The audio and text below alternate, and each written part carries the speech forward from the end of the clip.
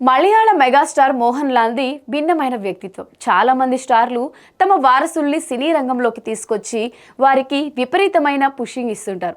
కానీ లాల్ అలా కాదు. మోహన్ లాల్ కొడుకు ప్రణవ్ లాల్ హీరోగా తనను తాను ప్రూవ్ చేసుకున్నాడు. కానీ కెరియర్ పై మాత్రం పెద్దగా దృష్టి పెట్టాడు. విదేశాల్లో ఉంటూ సింపుల్ లైఫ్ ని గడపడం ప్రణవ్కి ఇష్టం. మోహన్ లాల్ కొడుకు ఇష్టాన్ని ఎప్పుడూ వ్యతిరేకించడు. పూర్తి ఫ్రీడమ్ ఇచ్చాడు.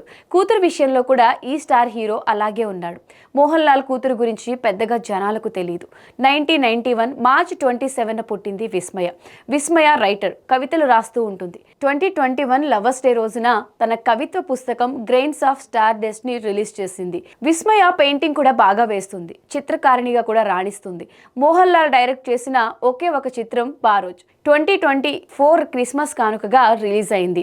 ఈ 3D ఫాంటసీ మూవీకి అసిస్టెంట్ డైరెక్టర్గా కూడా పనిచేసిన ఈ స్టార్ డాటర్ గతంలో విస్మయ చాలా బొద్దుగా ఉండేది. థాయిలాండ్లో కఠినమైన శిక్షణ తీసుకుని ఏకంగా 22 కిలోల బరువు తగ్గింది. అసలు విషయం ఏంటంటే విస్మయ స్క్రీన్ ఎంట్రీ ఇవ్వబోతుంది. అందుకు సంబంధించిన పనులు కూడా చకచకా జరుగుతున్నాయి. మోహన్ లాల్ కూతురు హీరోయిన్ గా తుడక్కం అనే చిత్రాన్ని ప్రకటించారు.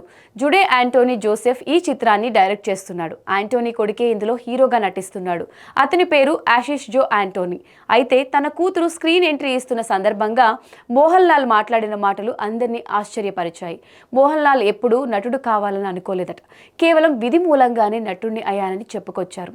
సినిమా అనేది ఎప్పుడూ వన్ మ్యాన్ షో కాదని, అన్నీ కుదిరితేనే సక్సెస్ వస్తుందని చెప్పుకొచ్చారు మోహన్ లాల్. ఆ విషయంలో విస్మయ అదృష్టవంతురాలిగా ఉండాలని కోరుకుంటున్నానని అన్నారు.